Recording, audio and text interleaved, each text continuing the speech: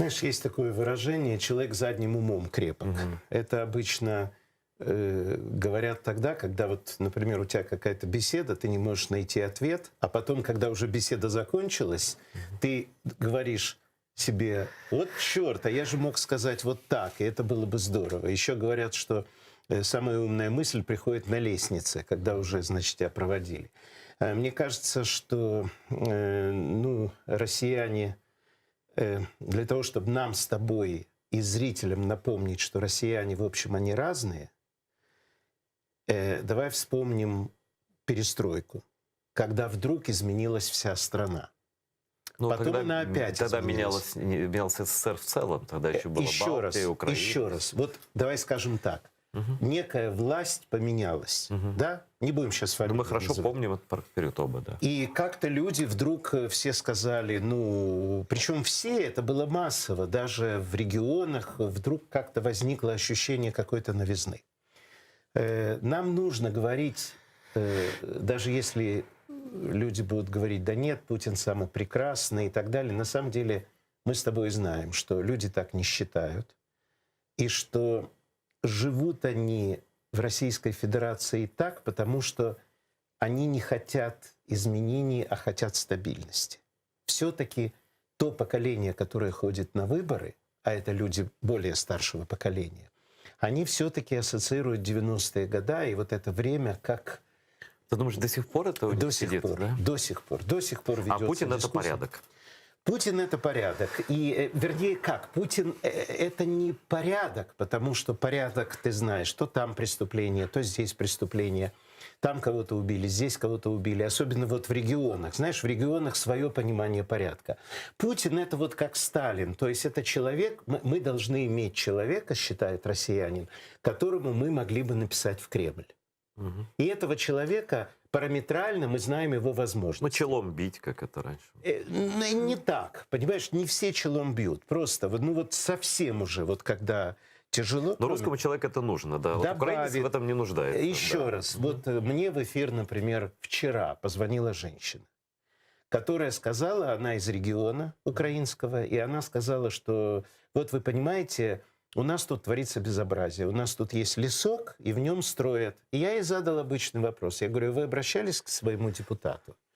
И она мне сказала замечательную фразу: «Та що він зробить, той депутат». Вот это тоже, понимаешь, лучше обратиться в СМИ или обратиться к тому же Зеленскому, или в России обратиться к тому же Путину. Там есть целый там-то отдел. реально самоуправления нет. В Украине-то, наоборот, на места многие. Почему ты и спросил? Люди, да. Это по старой привычке. К сожалению, живут по-старому. Поэтому я закончу эту мысль. Да-да. Мне кажется, что мы должны говорить то, что мы думаем, и говорить о России то, что мы думаем. Потому что так или иначе, это, как сказать, знаешь, как вот есть такое выражение: «принял к сведению».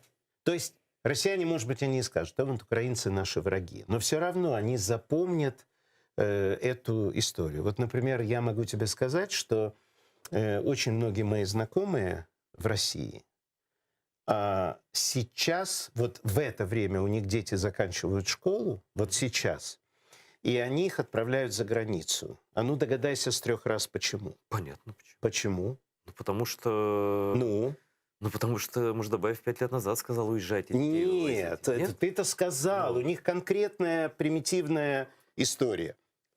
Сейчас ребенку будет 18 лет, его возьмут в армию. Очень важно для них, чтобы он не оказался вот здесь. Чтобы он ехал до. Чтобы он не попал в армию, при этом многие из них, вот я разговаривал с одним, у него логика какая? Я хотел, конечно, чтобы он пошел в армию, я даже договорился, что он будет служить, но будет служить, понимаешь... под Москвой там. Да, но он станет мужчиной и так далее. Есть такие вещи. Но сейчас они боятся вот после окружения Украины этими войсками. То есть прочувствовали некоторые реальности. Давай не говорить так. Я не унижаю никого, просто ощущение реальности войны, оно приблизилось. Абсолютно. Вот они видят, что как-то вот это может быть.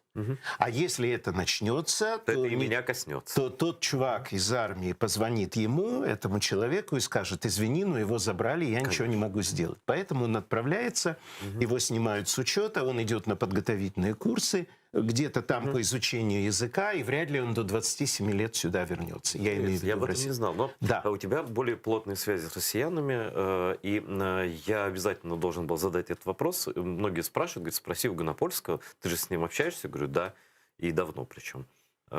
Спроси, что он никак эту Россию не оставит, почему у него есть программа на «Эхе Москвы», наверное, его там бешеные деньги платят. Я говорю, я вас уверяю, что Конечно, я это вот, третью яхту купил. «Эхо Москвы» это вообще, я думаю, что не про деньги, хотя там «Газпром» и так далее, но Да я думаю, нет. что у Матвея это какая-то история ментальная, какая-то история связей, которую не хочется как? обрывать. Я в этой- Но я оборвал с удовольствием это все. Я на «Эхе Москвы» в бане, и слава богу, и не дай бог, я не хочу. А ты прям вот, не можешь ты без «Эхо Москвы» Нет, ну жить. послушай, я работаю там 30 лет. Ну и что? Мне никто не запрещает говорить то, что я хочу. Я веду там 2 передачи в воскресенье. Я веду украиноязычную Ну вот передачу. миссия какая, расскажи. Вот. Миссия, Да, зачем? миссия, ребята там должны знать, во-первых, слышать украинский язык, может, они меньше будут думать, что здесь бандеровцы. А что касается передачи политической, которую мы ведем там втроем, то это возможность мне на огромную, это самая популярная передача в воскресенье, возможность сказать то, что я думаю о российской политике. А думаю я о ней плохо, поэтому я А я говорю... знаю,